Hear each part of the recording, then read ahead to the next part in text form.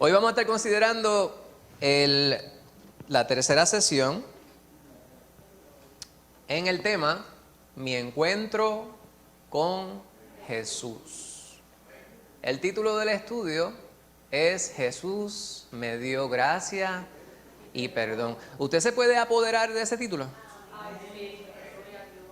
Aplica a todos los que estamos aquí.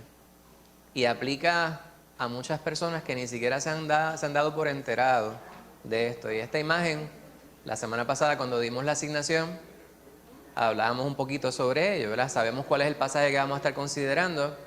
Me gusta mucho cuando consideramos, bueno, cualquier pasaje de la palabra de Dios siempre es bendición, pero para mí en particular, yo prefiero, si esa es una palabra que pudiéramos utilizar, cuando consideramos el Evangelio.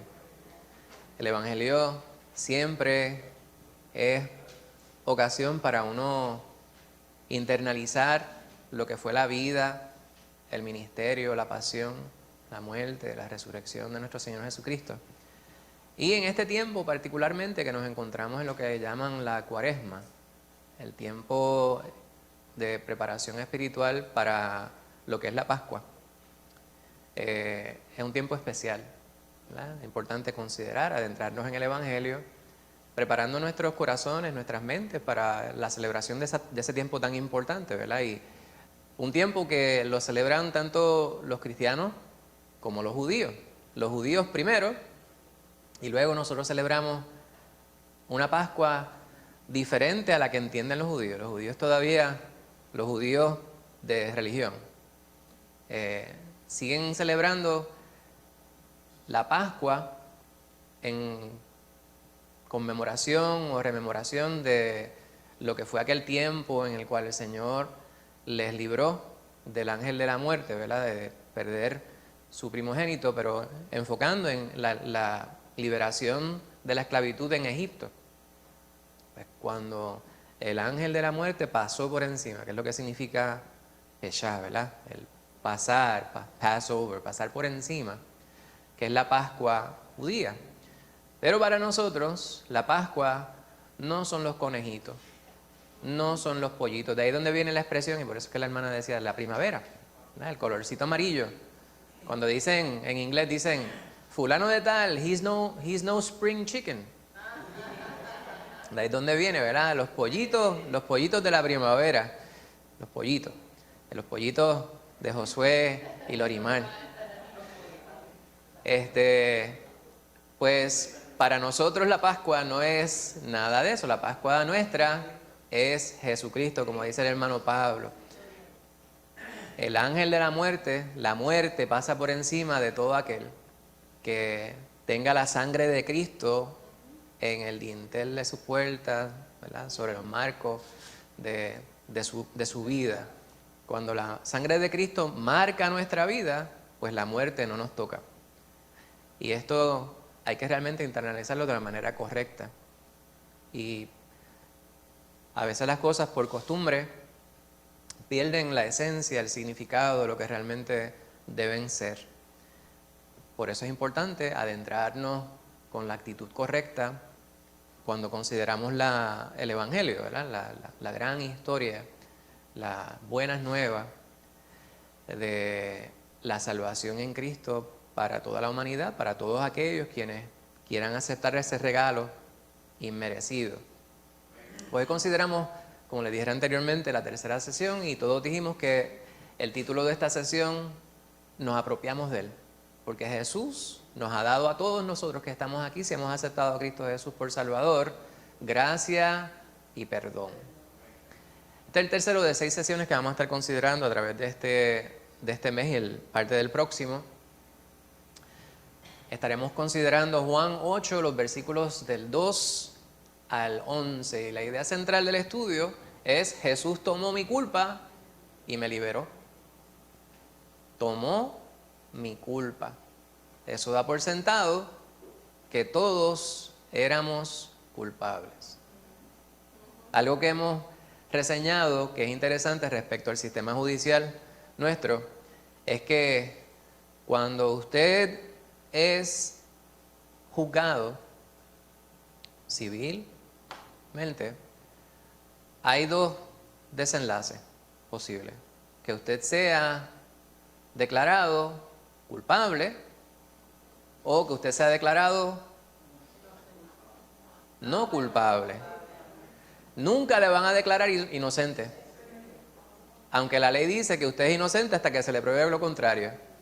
Pero hay una contradicción de términos ahí, ¿verdad? Dice, ¿cómo es posible que usted sea inocente hasta que se le pruebe a menos que se le pruebe lo contrario? Y cuando no se le prueba lo contrario, no le pueden declarar inocente, le declaran no culpable. Y hay una diferencia, aunque sutil, entre esos dos posibles desenlaces. La realidad es que la sentencia, o sea, el juicio en nuestra contra, reveló que todos somos culpables. ¿Culpables de qué? Del pecado. Hay pecado en todos nosotros. Todos nosotros somos culpables de pecar. No de pescar, de pecar. Todos hemos pecado. ¿Hemos pecado? Sí, hemos pecado. Pues, a pesar de nuestra culpabilidad, nos dice el material didáctico y nos dice la palabra de Dios, que Jesús tomó esa culpa nuestra y nos liberó. ¿De qué? De la muerte eterna. Fíjense ustedes, como si ya estuviéramos allí. Hay algo cuando hablamos de la literatura, cuando hablamos de la crítica literaria, que se llama el presente literario. Usted habla de una obra literaria como que es ahora. ¿No? Usted dice, Shakespeare dice, usted dice, pero si Shakespeare lleva más de 400 y pico de años muerto, no dice nada. Pero la obra literaria indica, por lo tanto, el presente literario es ese. Cuando hablamos de nuestra culpa, hablamos en el presente y Dios, en Cristo Jesús, nos libra de ese castigo. Es como si estuviéramos ya dentro de esa prisión que está reservada para todos aquellos quienes son hallados culpables. Y dado que ya sabemos que todos somos culpables del pecado, el Señor nos ha sacado de esa prisión. Así es que vamos a estar enfocando en esto. Y hay tantos ejemplos que pudiéramos considerar a través de la palabra, pero este es uno muy particular que todos conocemos. Hay muchas personas quienes dicen que este pasaje no se halla en los manuscritos tempranos. Hay unos manuscritos posteriores, ¿verdad? Y los estudiosos de la palabra, cerca del año 100, pues hacen referencia de esta historia que se refleja aquí. Se presume que Juan murió quizás cerca del año 100, ¿verdad? El año 99, algunas personas dicen. Y este relato es uno muy importante, no aparece en ningún otro sitio. En algunos manuscritos tempranos se repite en Lucas, pero no vamos a entrar en esos detalles porque eso no es el asunto importante. El asunto importante es lo que relata y cómo presenta la figura de Jesús y la figura de la persona promedio quien ha pecado. ¿Cómo nos sentimos nosotros respecto a nuestro pecado? ¿Cómo nos ven los demás por nuestro pecado? ¿Cómo juzgan las personas cuando no consideran su propio pecado y miran solamente el pecado del otro? ¿Y dónde es que se encuentra Dios en toda esa circunstancia, ¿verdad? Yo he escrito aquí, no importa cuán grande sea nuestro pecado, si hay arrepentimiento genuino, Dios está dispuesto a perdonarnos. ¿Qué significa arrepentimiento genuino? Respecto a que, ¿verdad? El otro día el pastor lo decía, y yo creo que esto se repite en casi todos los cultos, todos los servicios, cuando hablamos de un cristiano verdadero, el cristiano genuino, entonces entramos en esa disyuntiva, ¿verdad? Como que nos sentimos, como que no deberíamos, el otro día el pastor decía, no deberíamos tener que decir Pero lo voy a decir como quiera, porque la realidad es que cada vez que mientras más lo consideramos, más vemos que es necesario, lamentablemente, sustentar este asunto del cristiano verdadero, genuino. Fue la palabra que utilizaba el pastor el otro día.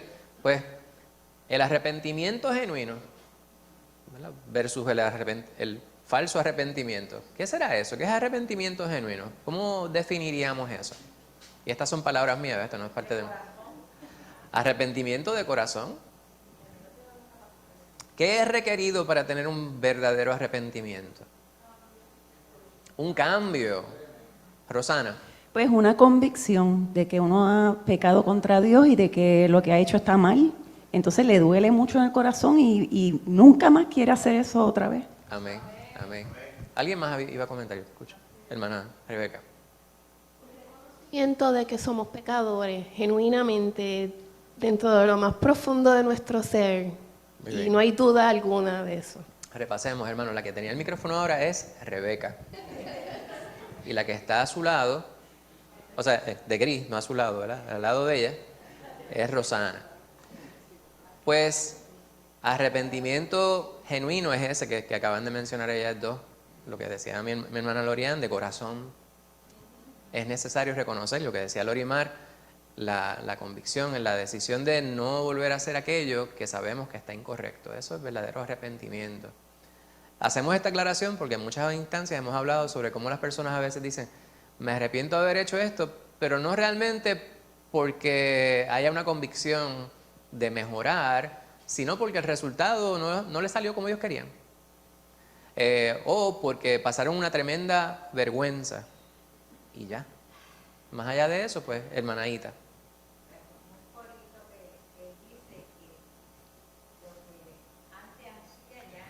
No lo hago más.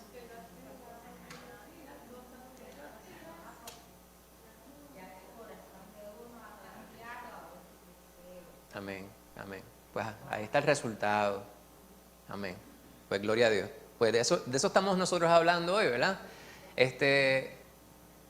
Dios nos perdona cuando nuestro corazón se haya contrito y humillado y hemos llegado a la decisión de no ofenderle más con nuestras acciones, con nuestros pensamientos, con nuestra dejadez, porque constituye pecado también el no hacer aquello que sé que debo hacer.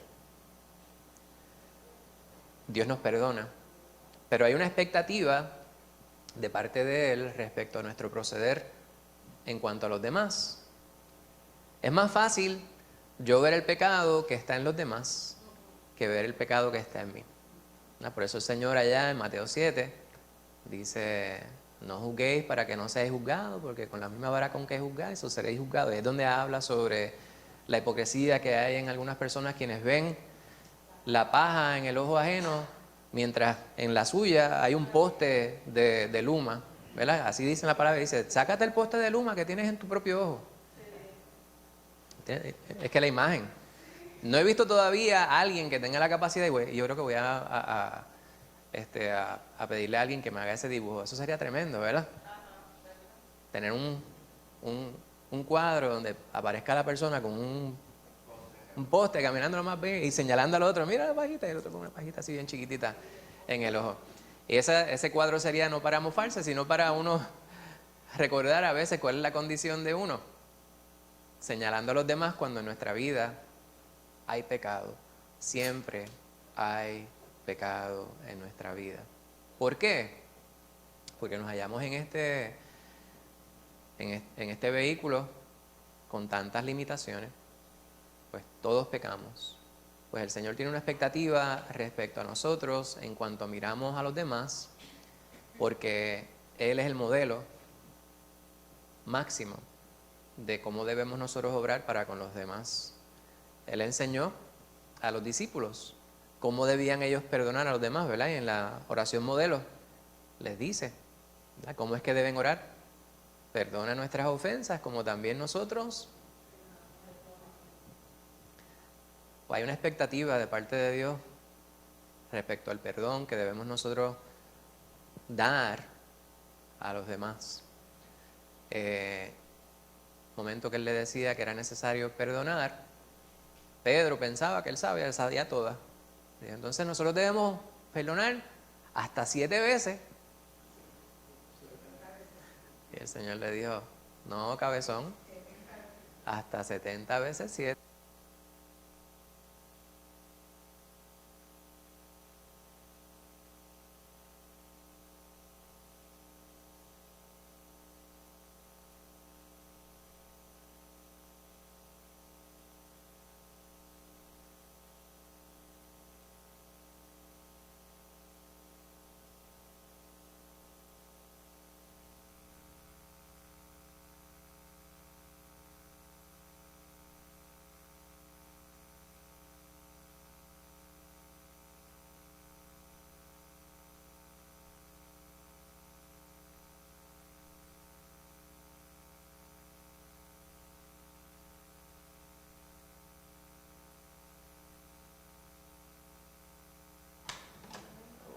Muchas gracias. Pues gloria a Dios. Vamos a ir al pasaje bíblico en Juan 8. Les decía que este pasaje bíblico es muy interesante. Comienza ese capítulo y en muchas ocasiones hemos hablado sobre que los versículos se encuentran enumerados para el beneficio nuestro. Originalmente no se escribieron, ¿verdad?, con las divisiones que hay. Sin embargo, cuando usted ve el fin del capítulo número 7, es el versículo 53, y previo a eso está la perícopa que muchas Biblias tienen, la mujer adúltera, da por sentado que era adúltera. Y el versículo dice, cada uno se fue a su casa. ¿Y de dónde estaban? Por eso es que empezamos estudiando el versículo 2. Y por la mañana, pero estoy seguro que ustedes tienen curiosidad de saber dónde era que estaban. No estaban en el centro comercial. Dice que estaban ellos celebrando, ¿verdad?, en el versículo número 7, en el capítulo número 7 dice, incredulidad de los hermanos de Jesús. Se está hablando en el capítulo 7.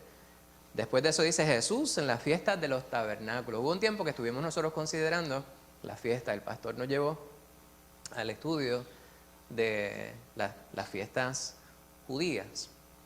Y esta fiesta en particular, la de los tabernáculos, es una fiesta, creo que se llama Sukkot en judío, porque ellos se quedan en unos sukkah, que son como unas casetas de campaña, ¿verdad?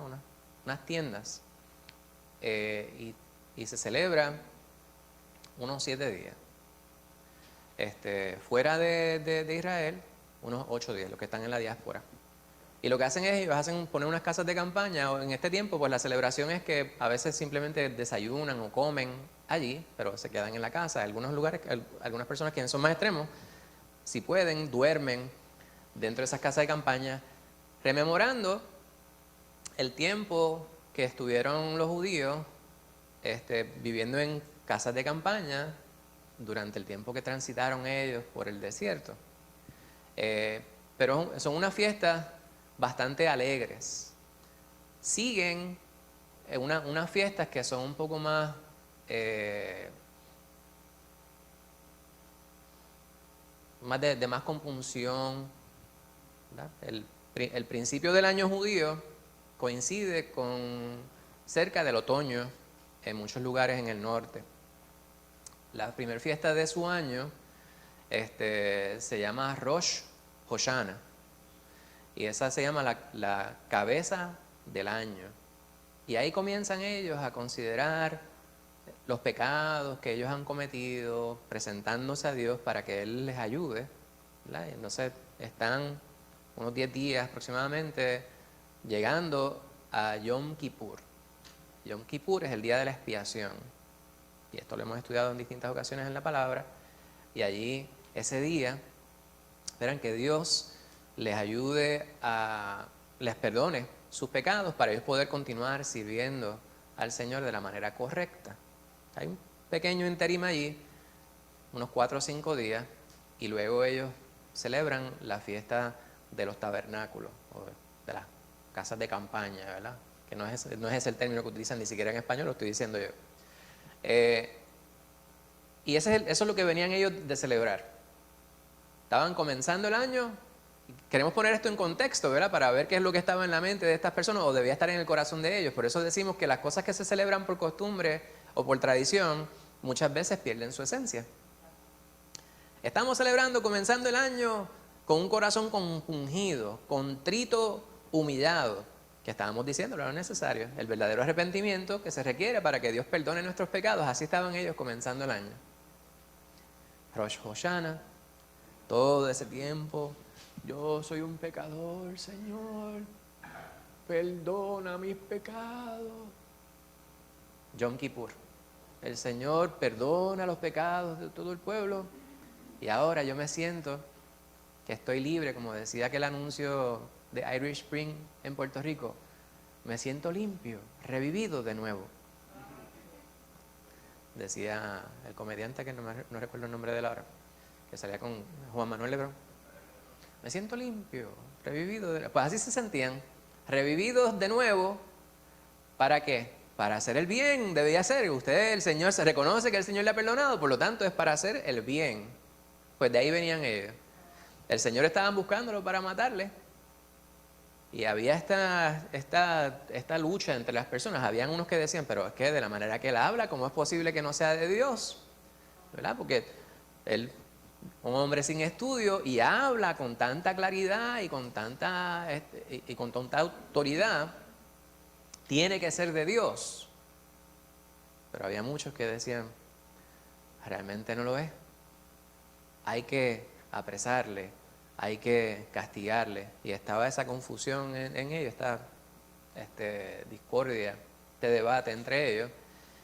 Y de eso fue que pasó, de ahí fue que pasó lo que vamos a considerar ahora. Estaban ellos dialogando sobre esta división que había entre ellos, luego cada uno se fue a su casa. Sin embargo, el Señor subió al Monte de los Olivos, que era uno de sus lugares favoritos, para orar, estar y meditar. Y de ahí pasamos a la primera sección que vamos a estar considerando. Úrsula, ¿podría leer los versículos 2 al 6? Y estaba él sentado allí. Fíjense la foto que le tiraron ahí. Juan 8, del 2 al 6. Y por la mañana volvió al templo, y todo el pueblo vino a él, y sentado él les enseñaba. Entonces los escribas y los fariseos le trajeron una mujer sorprendida en adulterio, y poniéndola en medio, le dijeron: Maestro, esta mujer ha sido sorprendida en el acto mismo de adulterio. Y en la ley nos mandó Moisés apedrear a tales mujeres. Tú pues, ¿qué dices? Mas esto decían tentándole para poder acusarle. Yo tengo dos preguntas para poder entablar una conversación respecto a este pasaje bíblico. Pero antes de ir a esas dos preguntas, la palabra tentando aquí es importante. Te busca la palabra tentar en el diccionario, cualquier diccionario en español, y dice probar es una, ¿verdad? A veces probando las cosas, tocando las cosas, probándolas. Pero la otra es inducir a una persona a hacer algo incorrecto. Ellos estaban procurando ver de qué manera hacían que el Señor tropezara. Querían hacerle tropezar, hacer algo incorrecto para poder acusarle. Los romanos habían declarado ilegal el sentenciar a alguien a la muerte, y los judíos muy bien lo sabían. Por lo tanto, si él incitaba a las personas a apedrear a esta mujer por el acto que había cometido, en el cual había sido hallada, del cual había sido hallada, es culpable, entonces ellos tenían suficiente como para poder acusar al Señor delante del Imperio Romano, para que ellos le pudieran enjuiciar, sentenciar y lo más seguro, al menos meterle en prisión. Pues ese es el contexto. Vemos nosotros, la historia es bastante directa, bastante puntual. Tengo dos preguntas que quiero que consideremos y obviamente vamos a, aparte de eso, comentar muchas otras cosas que ustedes tengan a bien presentar de manera complementaria. La primera pregunta que se me ocurre es cómo afecta el pecado de adulterio tanto al adúltero como a otras personas. Vamos a la próxima pregunta. Díganme. Pues, seguro.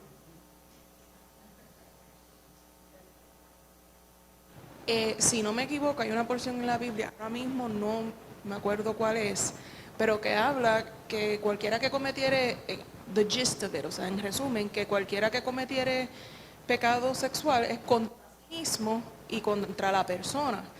Cuando se habla del aspecto de adulterio, no es fornicación. Fornicación se entiende como si fueran, pues, muchachos que no están casados. Cuando se habla de adulterio es personas que ambos están casados, pero no están casados entre sí, o uno de ellos está casado o algo así. ¿Cómo afecta el pecado de adulterio tanto al adúltero, o sea, a la persona que lo comete, como a otras personas? Pues afecta a las familias también envueltas de cada, pues, de both parties, de cada persona. Y como muy bien relata la palabra, al mismo adúltero, porque el pecado es contra sí mismo. Amén. Amén. Una pregunta capciosa. Ya les advertí que es capciosa. ¿Se puede adulterar y que del adulterio solamente sea culpable una persona? Ya les dije que era una pregunta capciosa. Todos contestaron mal. Explique, por favor, hermanita. Diga. Adelante. Dice la palabra que Jesucristo mismo dijo que no solamente es el acto sexual, sino que es más allá, que cualquiera mira a una mujer para codiciarla, ya es adultero. Muy bien. En su corazón, o sea, adulteró él, pero no adulteró la otra porque ni la tocó. Exacto. Ahora puede prender el micrófono si gusta. Está bien. Muchas gracias, hermana. Pues exactamente, ve, yo les advierto, cuando yo les digo es capcioso, es para que piensen bien. Todo lo que dijeron que sí, tienen 0. Pues así mismo es. Pero por lo general, ¿verdad? Cuando hablamos de adulterio estamos pensando en eso, en el acto, cuando se lleva a acción. Obviamente nuestro Señor Jesucristo en ese pasaje está amplificando, está utilizando una hipérbole, para así decirlo, para que consideremos bien nuestras acciones, ¿verdad? Que no es tan sencillo, no es tan... el Señor viene para perdonarnos, pero no quiere decir que Él obvia nuestro pecado. El Señor nos perdona, nos ama, es compasivo, pero Él tiene una expectativa respecto a nosotros, a nuestras acciones. Pues ya vimos cómo nos dice la hermana Lorimar que este pecado afecta no solo a quien adultera, sino a todas las personas que le rodean, y muchas veces más allá, personas quienes ni siquiera estaban consideradas, contempladas dentro de ese núcleo. A veces afecta a particulares también. Pues la otra pregunta que quiero que consideremos: ¿cuál fue la verdadera intención de quienes trajeron a la mujer a Jesús? ¿Y qué dice esto sobre su carácter? ¿Cuál fue su verdadera intención? ¿Alguien? A ver, esta sección VIP de acá. Quería que la apedrearan, esa es la intención de ellos. ¿Cuál otra intención? Tentar a Jesús. Querían meter a Jesús en problemas. Y la pregunta que está de seguidilla ahí, ¿y qué habla esto sobre el carácter de ellos? No querían que Él la perdonara. Eran unos sinvergüenza, seguro. Eran unos sinvergüenza, ¿verdad? Se acabó la vergüenza. Querían hacerle una trampa, hermana Lorimar. A ellos, la intención de ellos, como se mencionó y lo dice la Biblia, era tentar a Jesús. A ellos no les importó el hecho de que ella fue hallada en el acto. Entonces, algo que al leerlos, como que yo digo, si fue hallada en el acto, ¿dónde está el hombre? Porque trajeron a la mujer nada más. Y esta fue la que fue hallada en el pecado. En el acto mismo de adulterio. Exacto. ¿Y dónde está el hombre? que también, ¿verdad? No es como que mujeres al poder, pero también, no lo quiero decir con esa intención, pero también, ¿por qué trajeron a ella nada más? Hay una doble vara. Simplemente pues, pudieron haber traído a los dos, porque los dos fueron hallados. Porque, como dicen en inglés, it takes two to tango. Para hacer ese acto, toma dos personas. ¿Cómo sería eso en español? Tomados para bailar tango. Sí, bailando es que se demuestra. Vayan conmigo a Éxodo 20. Muchas gracias, Lorimar. Éxodo 20. Los 11 mandamientos. 10 mandamientos. ¿Cuántos mandamientos hay, hermano? Dice la hermana Lorimar que 2. Se resumen en 2. ¿Por qué realmente no es importante la cantidad de mandamientos? ¿Es importante la cantidad de mandamientos? La cantidad. ¿Será capciosa? Yo no dije que era capciosa. Esto es una pregunta para análisis. Su contestación tal vez sea tan buena como la mía. ¿Qué le parece a usted? ¿Es importante la cantidad de mandamientos? Que son 10, que si son 100, que si son 500, que si son 2, que si son... ¿Será importante la cantidad? Hermano Pablo. Son demasiado muchos y nadie los puede cumplir. ¿Alguien más? Pero son importantes, la cantidad.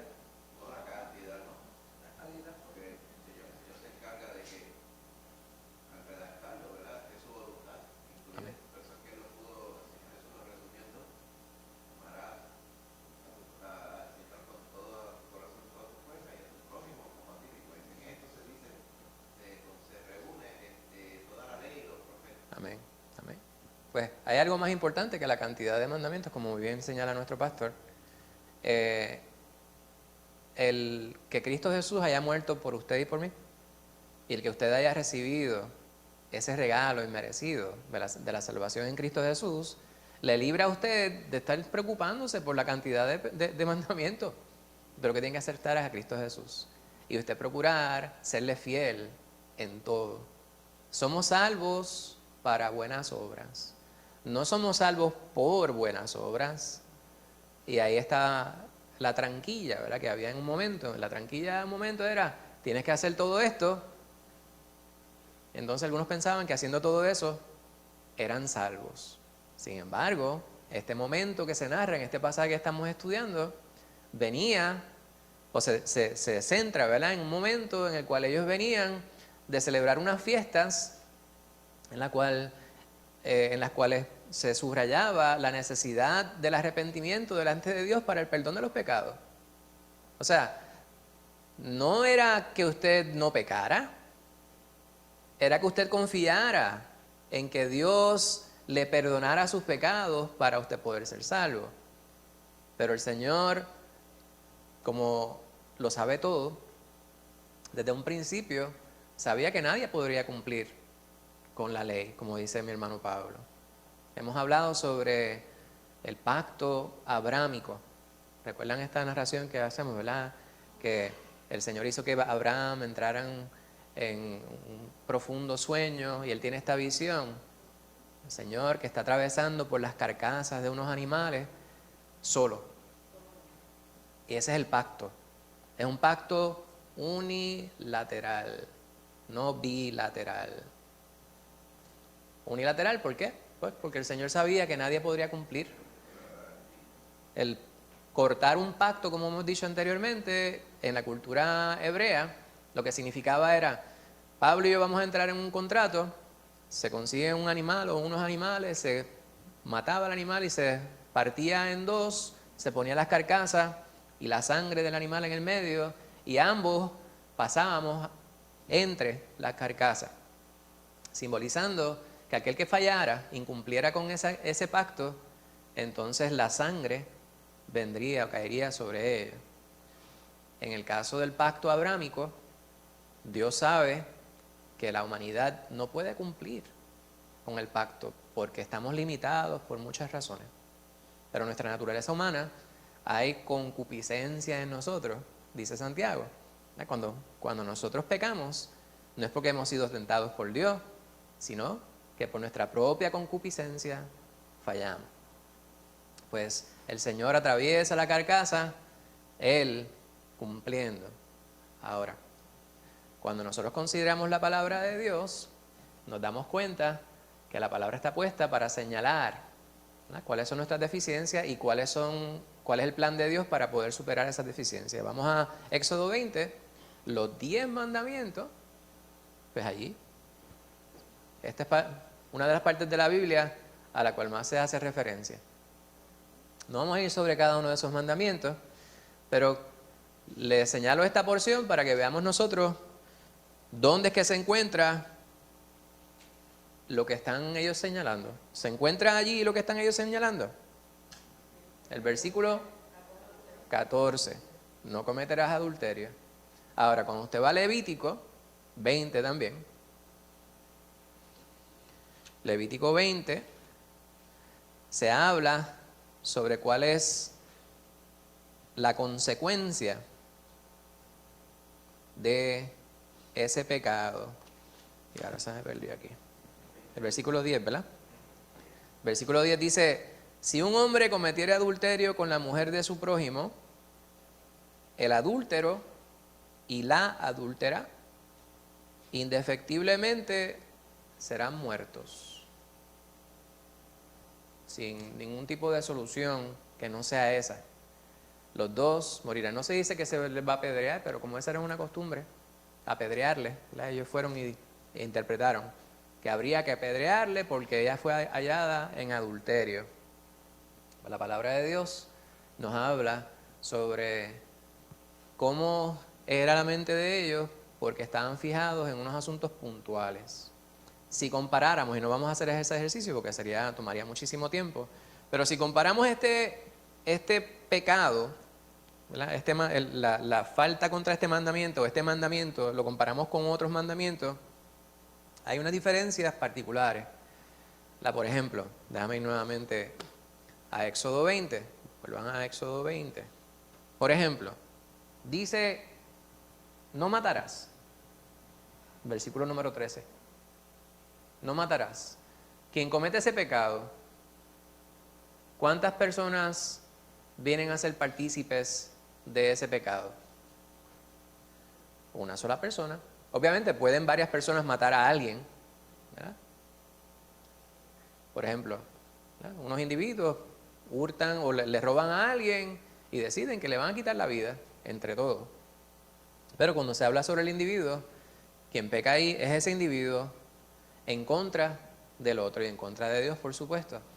Es diferente del adulterio, porque en el adulterio hay dos quienes se ponen de acuerdo para cometer ese mismo pecado. Hermana, ¿usted estaba levantando la mano? ¿No? ¿Usted estaba levantando la mano? Entonces, el versículo número 15 de Éxodo 20: no hurtarás, igual que no matarás, también en dirección al otro. Pues aquí la diferencia grande es que en este pecado son partícipes dos individuos, al menos, ¿verdad? No vamos a entrar en todas las aberraciones que pudiera haber relacionadas con esto, pero le traen a esta mujer, y como muy bien señalaran ustedes, la hermana Lorimar señala, no le trajeron a aquel con quien ella adulteró. Hermana Lucy. A mí me está interesante este mandamiento porque los patriarcas, ¿verdad?, que tenían tantas mujeres, ¿cómo justificaban el mandamiento con la vida que llevaban? Usted dice que respecto a la poligamia. Sí. Sí, es que no hay justificación. Bueno, ¿cómo lo justificaban? En muchos escritos se indican que dado que la posición de la mujer en la sociedad de aquel tiempo era una desprovista de la posibilidad de proveer para sí misma, cuando un hombre se encontraba en la posición de poder proveer para múltiples mujeres, podía así hacerlo y se autojustificaban. La palabra no lo justifica. Y la práctica de la poligamia era algo muy visto, ¿verdad?, a través de esa cultura. Y las consecuencias eran nefastas, como muy bien dice la hermana Lorian. un cuestionamiento, ¿verdad? Que muchas veces formulamos, que dicen que Salomón era el hombre en un momento más sabio sobre la faz de la tierra, pero tuvo 300 esposas y 700 concubinas. Tenía por lo menos, imaginando que se hubiese casado con algunas que fueran hermanas, vamos a ponerle, hacer una rebajita, 200 suegras. Yo amo a mi suegra, ¿verdad? Pero lo que dicen de las suegras por ahí, por 200 suegras. Pues no se justifica la práctica, sin embargo sí, vemos que era muy común dentro de esa sociedad. La pregunta de la hermana Lucy es muy acertada. ¿Cómo se justifica, cómo justificaban los patriarcas? Pues los patriarcas podrían justificarlo, o las personas de aquel tiempo podían justificarlo, pero socialmente, no escrituralmente. O sea, no había forma de sustentarlo con la palabra. Hermano Héctor.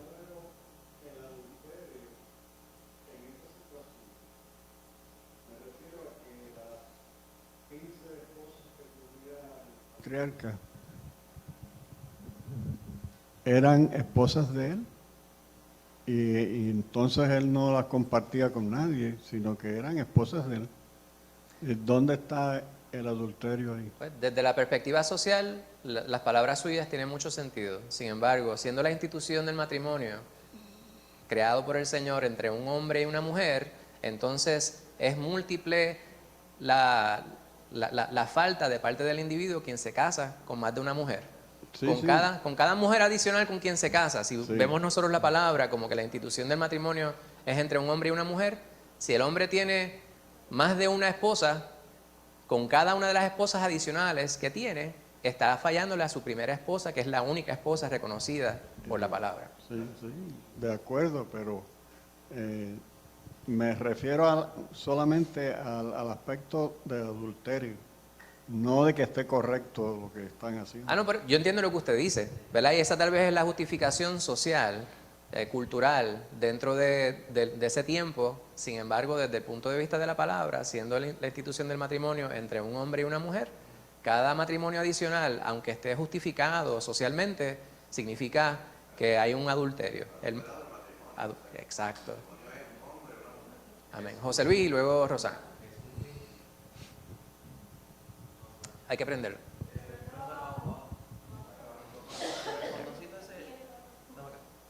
Dale, coge el micrófono que tiene Héctor. El micrófono que tiene el hermano Héctor es más user friendly. Ya.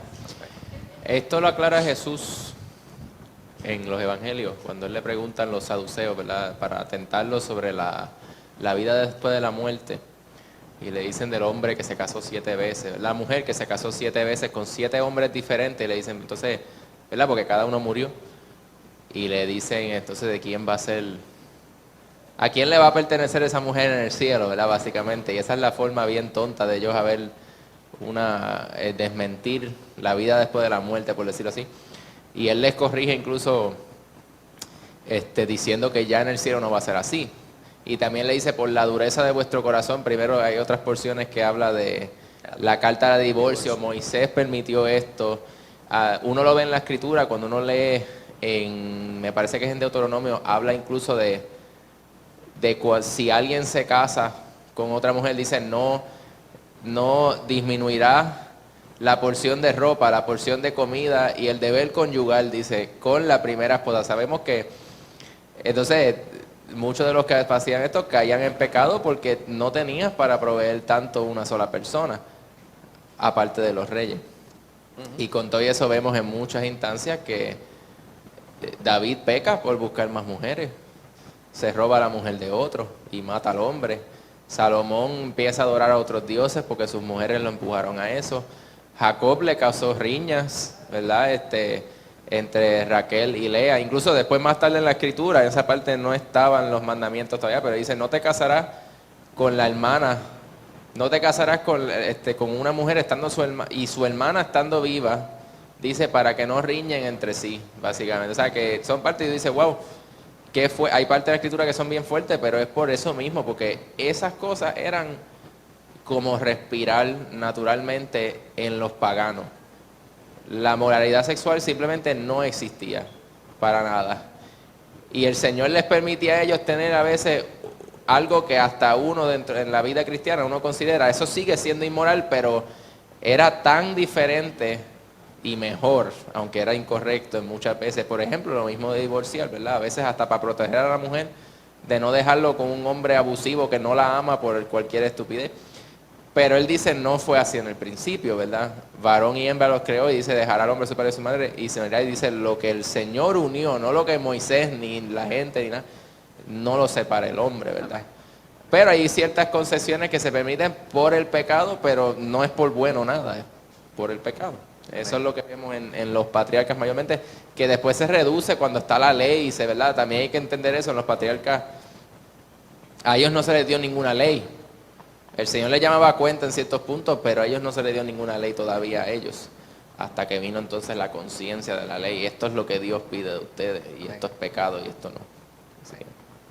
Muchas gracias, José Luis. La hermana Rosana quería agregar algo. Bueno, Quiero volver al pastor, porque el pastor tiene algo que decir y lo interrumpimos. Una pregunta que socialmente quizás era aceptado, pero ellos eran culpables como quiera delante de Dios de adulterio. Seguro. Y lo que está en Sí, el no se corazón, arrepienten. nuestro Señor Jesucristo, ¿verdad? Mientras transitaba aquí por la tierra, pues nos habla. El pasaje que estaba hablando la hermana Lorian en la contestación a la pregunta capciosa que hice originalmente, ¿verdad? No es solamente la letra de la palabra, sino lo que está en tu corazón. Por lo tanto, no es solamente que el hombre decida casarse con muchas mujeres, porque puede que se autojustifique o socialmente le justifiquen por su acción, estando él en la posición de proveer para otras mujeres. Lo más importante es lo que está en su corazón. Y en muchas ocasiones, como muy bien señalaba José Luis respecto al pecado de David, es que lo que está en el corazón del hombre cuando se casa con más de una mujer es que quiere tener, o sea, codicia, ¿verdad? Desea tener más y más y más. Y esto demuestra una oscuridad en el corazón de aquel que incumple, ¿verdad?, con la palabra de Dios en ese sentido. Al pastor yo lo interrumpí ahorita, estaba agregando. ¿Hay un micrófono para...?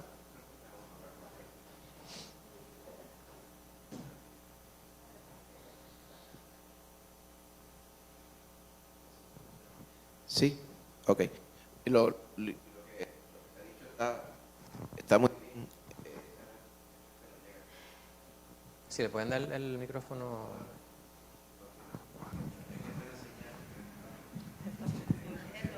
No, es que ese es el de Úrsula. Eso es lo que pasa. Tiene como un chip o algo. Sí, eso. Ve, ahora funciona. Tiene un chip en la mano.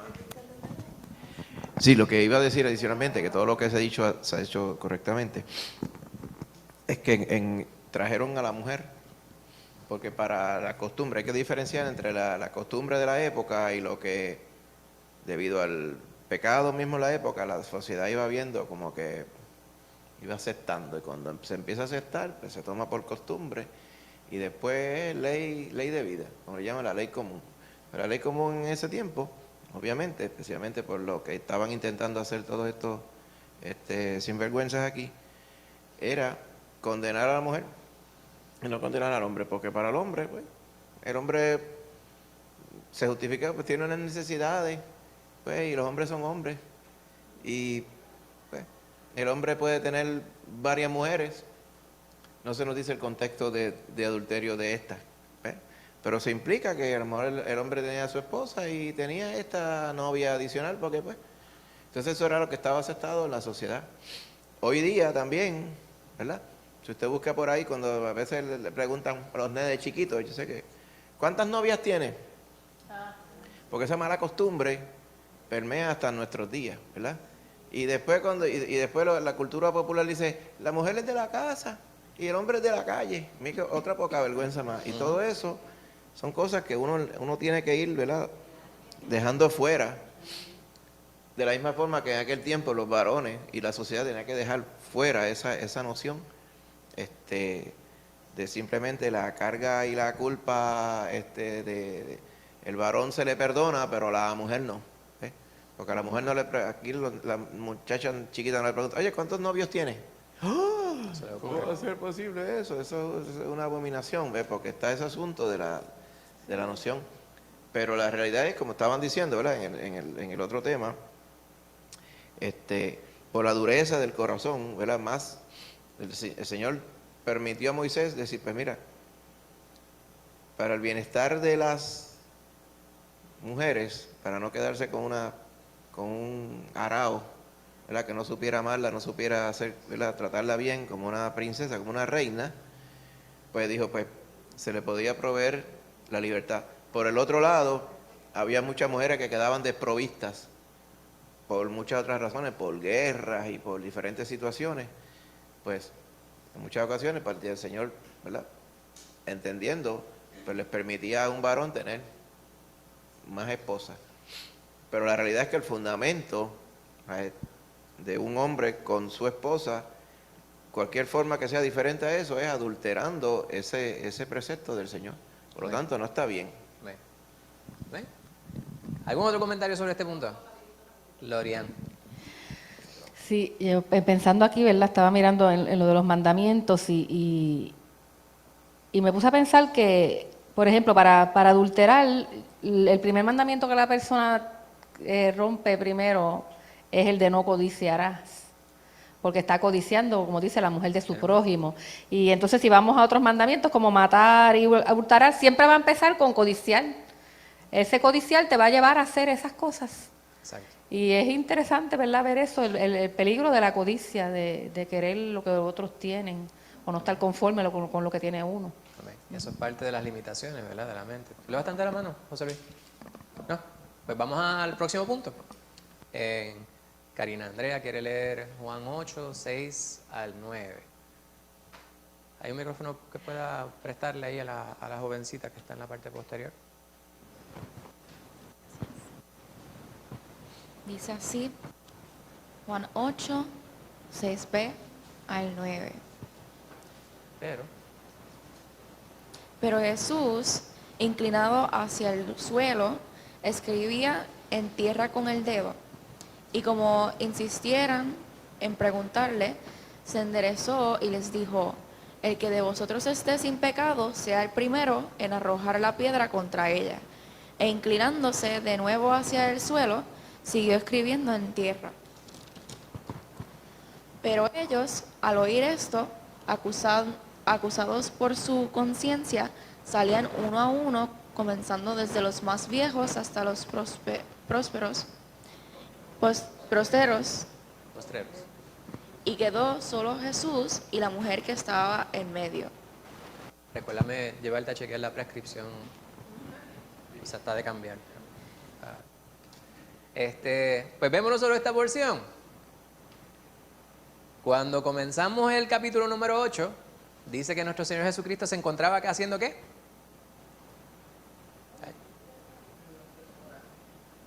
Pero en el versículo número 2 estaba haciendo ¿qué? ¿Volvió al templo a qué? Les enseñaba. Estaba dando una clase. Y llegaron estos charlatanes a interrumpir. Usted está ahí haciendo el bien y vienen estos individuos a interrumpir.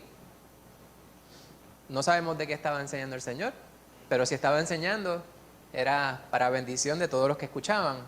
Y llegaron estos allí a interrumpir para tentar al maestro. Y él, no sabemos lo que escribe en el suelo. Eso es un gran misterio, ¿verdad? ¿Quién sabe si estaba haciendo unas caritas felices? O unas caritas tristes. Probable que fueran más unas caritas tristes, mirando la actitud de estos charlatanes que estaban allí.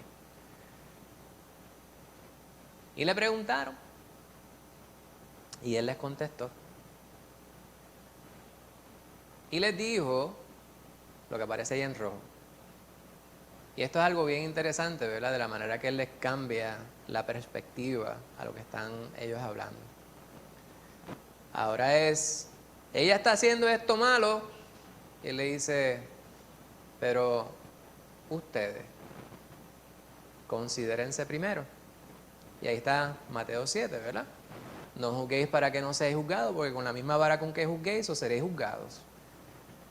Tenemos que estar nosotros primeramente dispuestos a que nuestra vida sea presentada al público con todas sus fortalezas y deficiencias, cuando vamos a señalar las deficiencias de todos los demás. Muchas veces cuando señalamos a los demás por sus deficiencias es porque pensamos que estamos por encima de ellos. Y el Señor subraya el mal de cada uno de ellos. Las personas muchas veces dicen, estaba él hablando sobre el pecado global de cada uno de ellos. Y yo quisiera pensar que no era solamente sobre el pecado global de cada uno de ellos, sino del pecado de adulterio. No lo dice, pero les dice, el que esté libre de pecado, sea el primero en arrojar la piedra contra ella. Y prosiguió haciendo los dibujitos de caras tristes en la tierra. Entonces, como leyera Karina, dice que hay una acusación, su propia conciencia les acusó. Y esto me es indicativo de algo bueno, por lo menos. Eran unos charlatanes, pero por lo menos tenían una pizca de vergüenza. Porque hoy en día hay quienes hacen lo malo y lo llevan a juicio y dicen, no, yo no hice eso, no, yo no hice eso, no, yo no hice eso. No estoy hablando del político nada más. Pero, y los enjuician, los hallan culpables, los sentencian y siguen diciendo, eso es injusto, yo no hice eso, yo no hice, y saben en su corazón que realmente lo hicieron. Al menos estos se fueron, ¿verdad? Demuestra una pizca de vergüenza por lo menos. Y yo quisiera pensar que al menos uno de ellos tuvo un cambio de visión de vida. Dos preguntas que quiero formularles para poder ampliar la conversación respecto a este pasaje. ¿Qué probó Jesús a quienes acusaban a la mujer? Hermana Nilda. Amén. Que todos ellos eran pecadores, no solamente la mujer que ellos trajeron, Lorimar. Ah, no, yo pensaba que estabas ahí casi levantando la mano. Pues, como dice mi hermana Nilda, les probó a todos ellos que eran pecadores. Hermana Anita.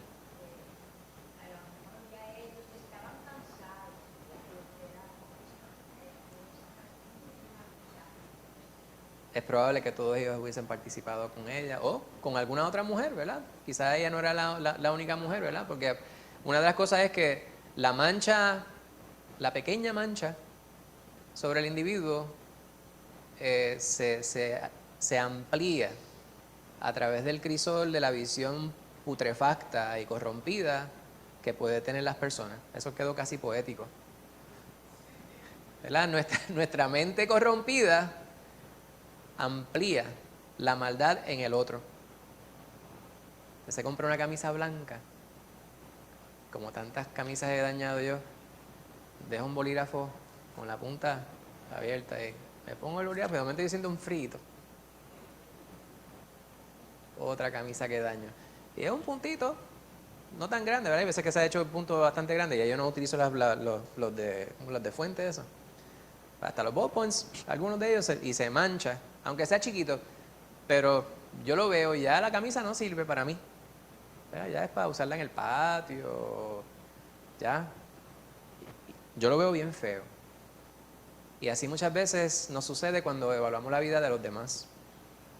Una falta que cometió alguien para nosotros es suficiente como para ir con toda la furia del juez y de verdugo. Hermana Nilda, ¿usted quería decir algo?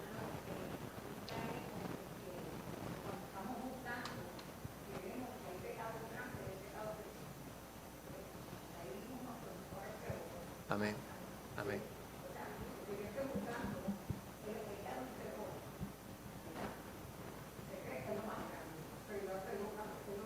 Correcto.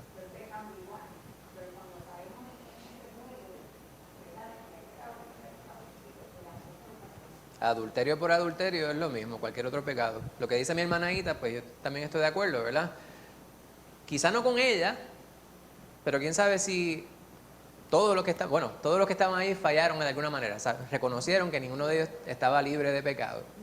Pero si fuéramos a considerar adulterio desde la perspectiva de la justificación social que había para esos tiempos, como nos estaba ilustrando el pastor, es bien probable que todos ellos o muchos de ellos hubiesen adulterado más que aquella mujer que estaba allí por las circunstancias que la hubiesen llevado ahí. Nunca hay una justificación para poder cometer un pecado. No obstante, sabemos que muchas veces las personas se sienten arrinconadas y cometen errores porque se les lleva a ellos. Obviamente la decisión siempre tiene que ser individual. La segunda y última pregunta de esta porción. ¿Cómo se traduce este hecho a la realidad humana? O sea, el hecho de que todos ellos son pecadores, fueron hallados pecadores. Pues así mismo, ¿verdad? Dice, pues, ya lo acabas de decir con la pregunta. No debió haber hecho la pregunta, ¿verdad? Pues vamos a la última porción. Hermana James, Rosana. sí que en la palabra dice, porque todos hemos pecado, estamos destituidos de la gloria de Dios. Amén, amén. Todos somos pecadores. Por más buena gente, por más limpiecito y planchadito que se esté, obviamente el Señor nos ha sacado de allí. Y lo mismo que le dice a esta dama, que es con el punto que vamos a culminar, nos lo dice a nosotros. Amén. Pues vamos a ir ahí antes de yo adelantarme a ese punto. Juan 8, versículos 10 al 11. Ahorita el hermano Héctor creo que había levantado la mano para leer y yo no consideré. En caso me hiciste. Le hice caso, no se moleste conmigo. Es que se le habían adelantado.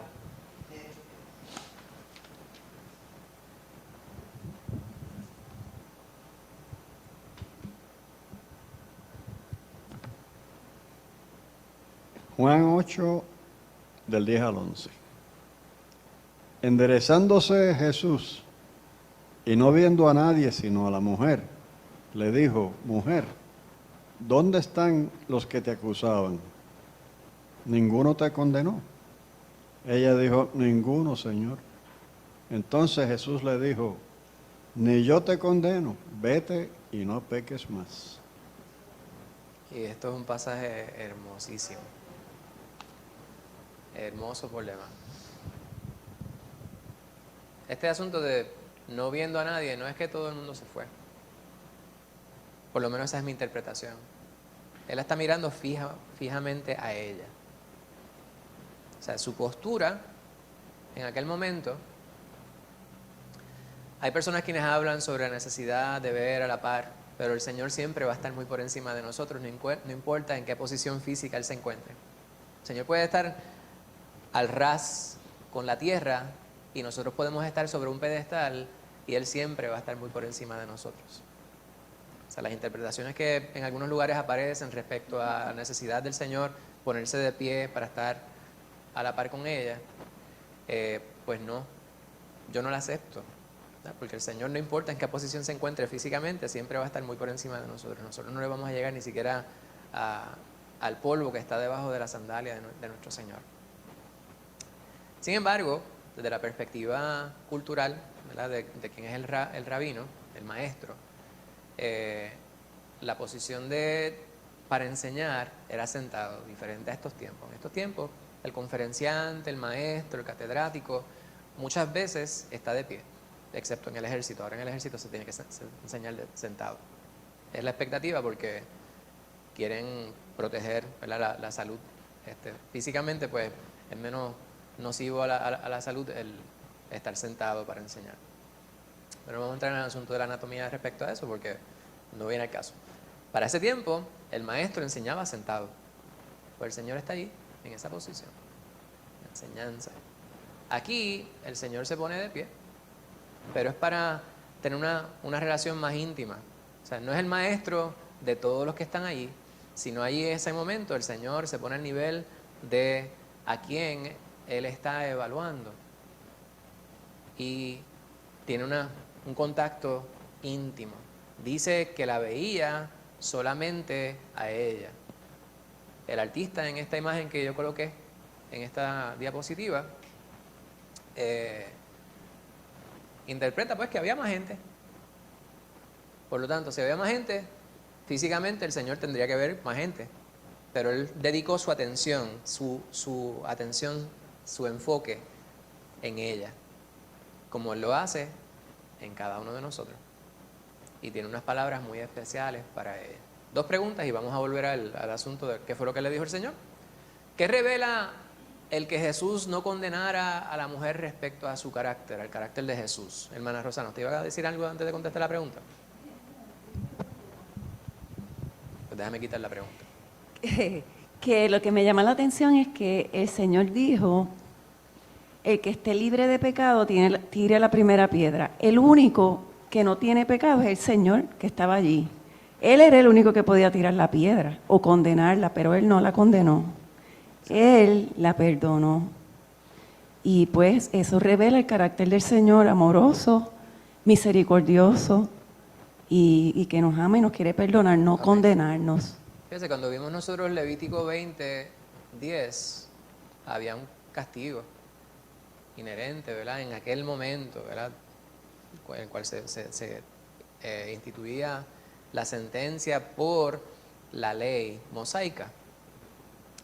Y el requisito para cumplir con la ley y llevarla a cabo no era que no se tuviera pecado, porque así se lapidaba a las personas quienes eran hallados en adulterio. Y hay ejemplos en la palabra, pero no dice ahí todos aquellos quienes vayan a participar en la lapidación de la persona quienes hallado en adulterio tienen que cumplir con el requisito de no tener pecado. Eso no aparece allí.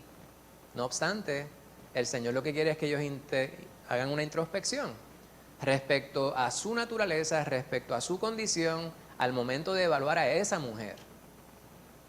Muchas veces, y lo que dice la hermana Rosana es muy acertado, pero también yo digo que hay muchas instancias en las cuales nosotros, por abarcar mucho en el microdetalle de lo que pudiera decir la palabra desde el punto de vista histórico, legal o lo que fuera, perdemos de perspectiva el momento inmediato. Y la palabra, el Señor la preservó para que nosotros podamos aplicarla en el 2023.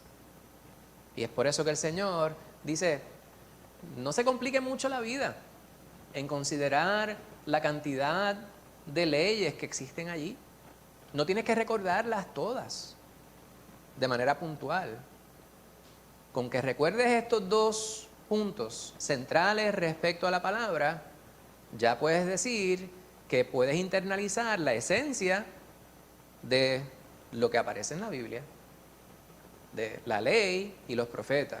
Si tú sabes esto y lo aplicas a tu vida, pues entonces, en este caso, vemos que el Señor está diciendo, considérense ustedes mismos, lo que le está diciendo. Antes de ustedes ir a pretender que alguien vaya a acusarla a ella más allá de lo que están haciéndolo ustedes, consideren ustedes su culpabilidad. Y todos ellos se dieron cuenta de que eran tan culpables del pecado, o más, que esta mujer. ¿Verdad? Muy cierto lo que dice la hermana Rosana. Ahora, 2 preguntas respecto a este pasaje que acaba de leer mi hermano Héctor. El que el Señor no le condenara. ¿Qué revela sobre Jesús, sobre el carácter de Jesús? Misericordioso, ¿verdad? Demuestra misericordia, compasión, gracia. ¿Verdad? Su amor incondicional.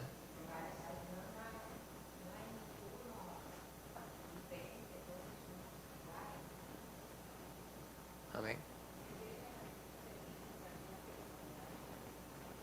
Amén. ¿Qué significa? Yo acabo de utilizar una palabra ahí. ¿Qué significa eso de amor incondicional?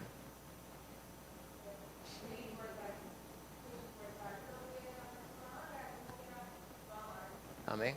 Aun cuando no aceptemos su regalo. Por eso murió, por nosotros. Eso es lo que algunas personas dicen. Sí, pero si tú no aceptas a Jesús, Él no te ama. No, Él te sigue amando, pero te tiene que juzgar, te tiene que condenar. El amor y los seres humanos muchas veces se nos hace difícil entender esto porque nosotros no siempre amamos sin condición.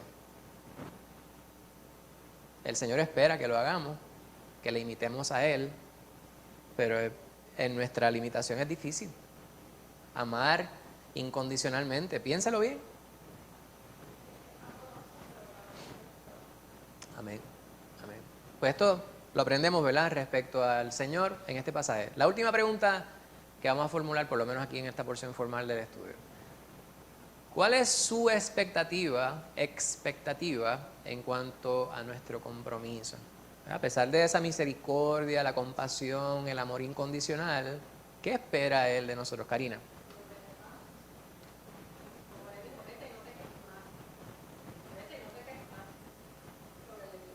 Pues esa es la expectativa del Señor. La restituyó, la restauró, ¿verdad? Amén. Entonces, y le dice, esta es la ley.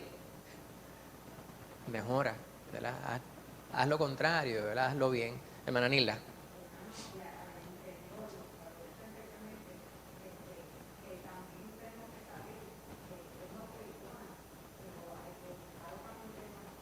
Seguro.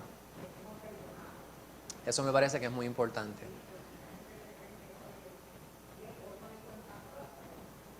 Sí, el Señor puede hacer el milagro completo en su vida, ¿verdad? El milagro más importante es que Él nos perdona y nosotros nos restaura, nos restituye a nuestra relación con Él, pero el pecado tiene su consecuencia. Aquel que llevó toda su vida bebiendo ron sin bañarse, como dice la canción, pues el Señor le perdona y ya no tiene que sufrir la consecuencia de la condenación eterna, pero puede morir de cirrosis sarcoma, de cirrosis del hígado, ¿verdad? Hermano Héctor. Me está raro que cuando él se endereza, ¿no?, ella está todavía presente y ella aparentemente está sola, todo el mundo se fue, toda la muchedumbre ahí desapareció y él está frente a ella. Y ella se quedó allí. ¿Por qué? Pues, ¿qué usted piensa? Que estaba buscando perdón, Amén. que estaba buscando, no sé, algo que no tenía. Y el Señor, pues, por eso la perdonó. Sí. Ya que es domingo, voy a utilizar un contraste entre dos palabras, ¿verdad? Hay palabras que la gente dice hay cosas que son casualidades y hay cosas que son causalidades. Yo creo en las causalidades. Las casualidades, decíamos el otro día, el pastor decía, domingo pasado, o el martes, decía, en los caminos del Señor no hay casualidades, pero sí hay causalidades. Las causalidades, pues, son las consecuencias, ¿verdad? No dudo que esta mujer hubiese escuchado sobre Jesús. No dudo que ella hubiese percibido el amor, la integridad de parte de aquel que le estaba hablando. Y establecería ella un contraste entre sus acusadores y aquel que estaba allí. Y halló algo mucho mejor en la presencia de él. Pues yo tampoco me hubiese querido ir. ¿Verdad? La historia, ¿verdad? Los cuentos que pudieran surgir a causa de lo que nosotros leemos en la palabra son múltiples, pero me gustaría verlo de esa manera. Me parece que es una muy buena pregunta. Hermana Nilda.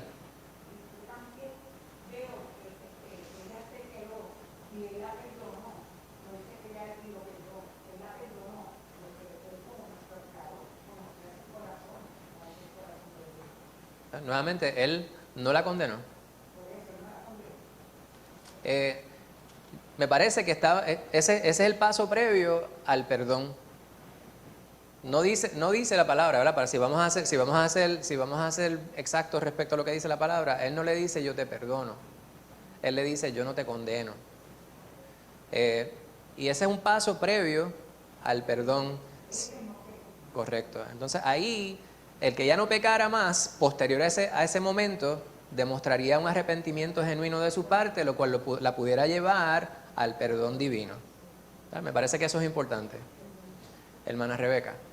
Sí, que este pasaje me hizo pensar en del árbol caído todos hacen leña, ¿verdad? Exacto. Así es que dice Sí, en Herejías 4:17. De árboles caídos todos hacen. Sí, es cierto. Eso es un refrán. Es broma, Rebeca. Lo que dice la hermana Rebeca es No muy sé. cierto, ¿verdad? En nuestra cultura, eso es, todo el mundo tiene algo que ver negativo respecto a lo que ya se señaló. ¿Verdad? Del árbol caído todos hacen leña. Hermana Nila, ¿usted iba a decir algo más? Sí, del árbol caído todos hacen leña. Y eso es una realidad lamentable en nuestra cultura, hermano Héctor. Perdóname, Rebeca. No, mi intención no era que te sintieras mal. Hermano Héctor.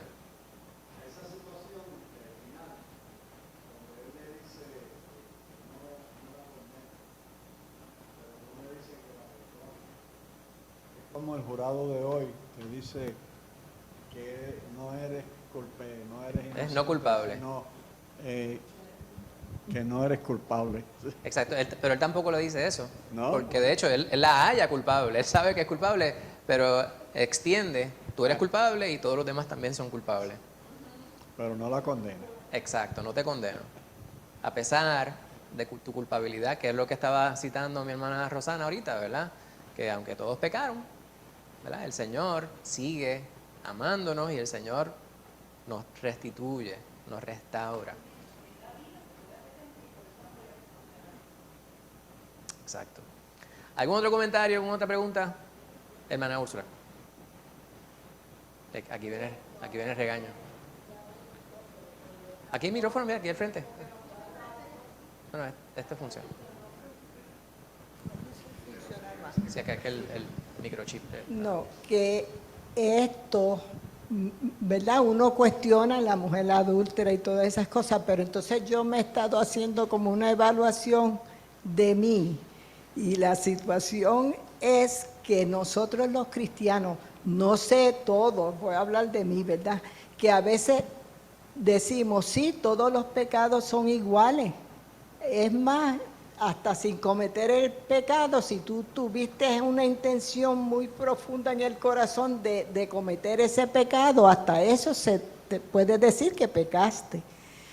Pero lo que yo quiero decir es que yo veo los pecados distintos. O sea, si a mí viene un vecino a vivir allí que mató a alguien, no puedo pensar en él como que es un mentiroso, pues yo no le voy a creer todo lo que me diga. Pero si me dicen que mató a alguien, ya, aunque yo soy cristiana, pues ya yo tengo otro concepto de ese vecino. Seguro. Yo tengo un caso terrible de adulterio en mi vecindario, ¿verdad? Es exactamente la casa de al lado. Todo el mundo la ha rechazado, ahí esto ha sido abiertamente una cosa horrible, se han afectado sus hijos, al caso de que el varoncito no quiere saber de ella y toda, una cosa pero bien, bien fuerte. Y eso, vuelvo y digo, soy cristiana y eso me ha afectado. Yo no puedo ser sincera con ella, o sea, estoy pecando yo y yo no he adulterado.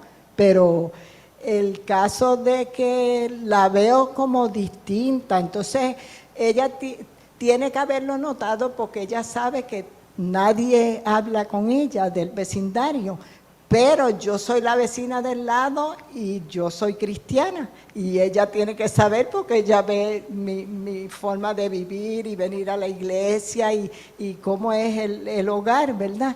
Entonces cuando alguien me visita, ella ni el que está con ella, que no es el esposo, no salen afuera con esa, ¿verdad?, libertad.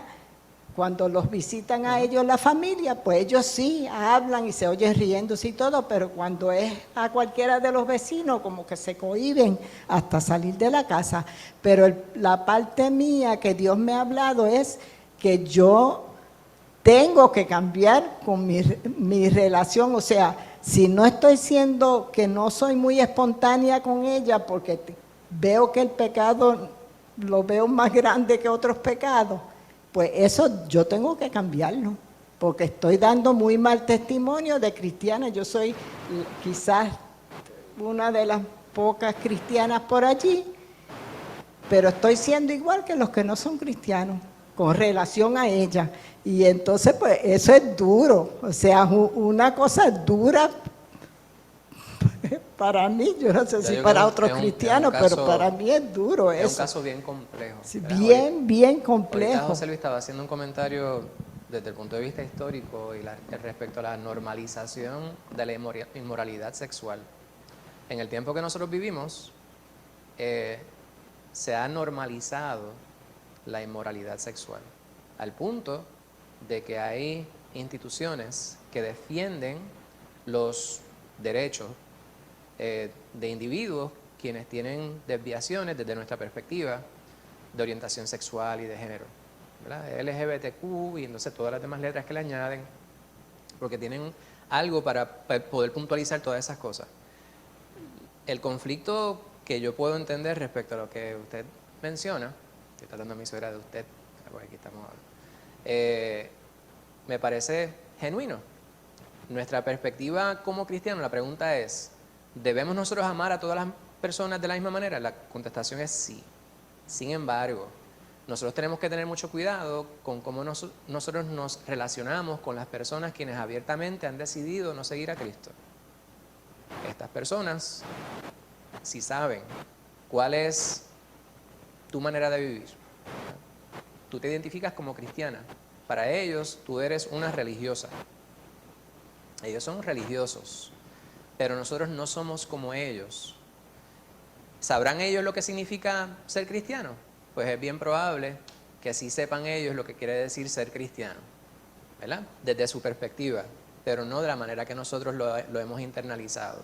Así que el conflicto que nosotros podemos tener respecto a cómo nosotros evaluamos a los demás es primero, orarle al Señor para que el Señor nos permita la compasión, la misericordia para poder evaluarlos a ellos de la manera que el Señor nos ha visto a nosotros, pero siendo suficientemente sabios como para poder interactuar con las limitaciones necesarias para nosotros no manchar o hacer que se tergiverse nuestro testimonio, ¿verdad? Y ahí hay un conflicto. ¿Tú ibas a decir algo?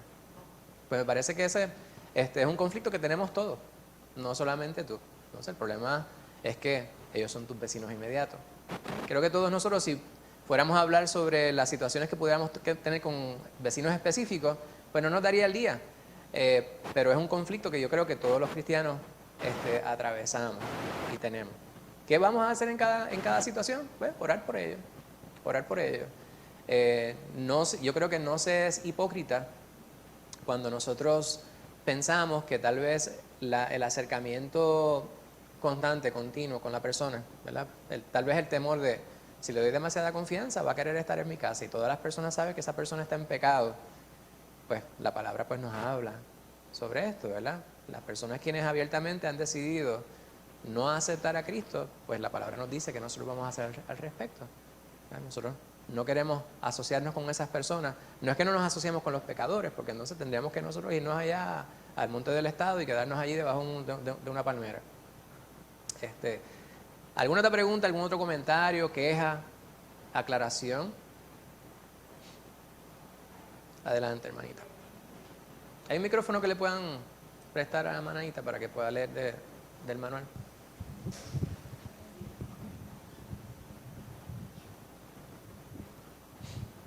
Dice que para los israelitas era inaceptable que una mujer como esta fuera perdonada.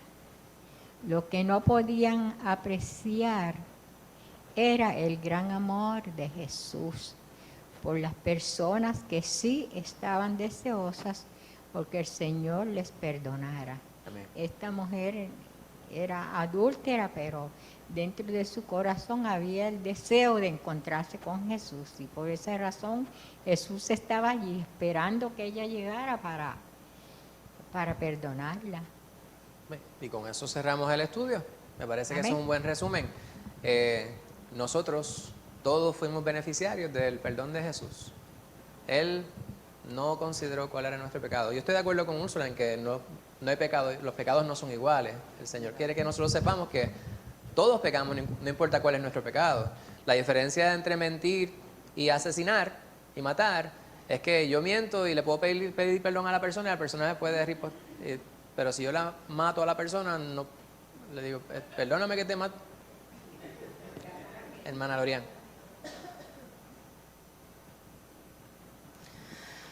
Pensando en lo que dijo mami, es una preocupación bien genuina y es bueno que nosotros le pidamos al Señor compasión, misericordia y amor. Pero si vemos también como hizo Jesús, que yo creo que quizás eso puede ayudarnos a todos, que nosotros, como dijo Jesús, yo no te condeno, nosotros no condenar a esas personas, pero también Jesús le dijo, vete y no peques más. O sea, no se espera que esas personas sigan en ese pecado. O sea, que tampoco podemos amistarnos con el que peca, ¿verdad? Pero sí amarles y sí ser cordiales con ellos, pero que ellos sepan que no lo deben estar haciendo, ¿verdad? Correcto. Es lo que yo creo que yo entonces como que lo puedo ver más así. No los condenamos como Jesús no le condenó, pero no está bien que lo hagas. Un gran peligro, y me parece que es correcto lo que dice la hermana Orián, no obstante, un gran peligro que muchas veces está subyacente respecto a la responsabilidad que nosotros nos autoimponemos, es que pudiéramos llegar a pensar que tenemos que señalarle el pecado al individuo. Y ahí hay una situación, porque nos encontramos en la disyuntiva. Yo sé que esto está mal, estoy en la posición de dejárselo saber, entonces se lo dejo saber y yo me creo un problema permanente allí, porque yo vivo al lado de esa persona.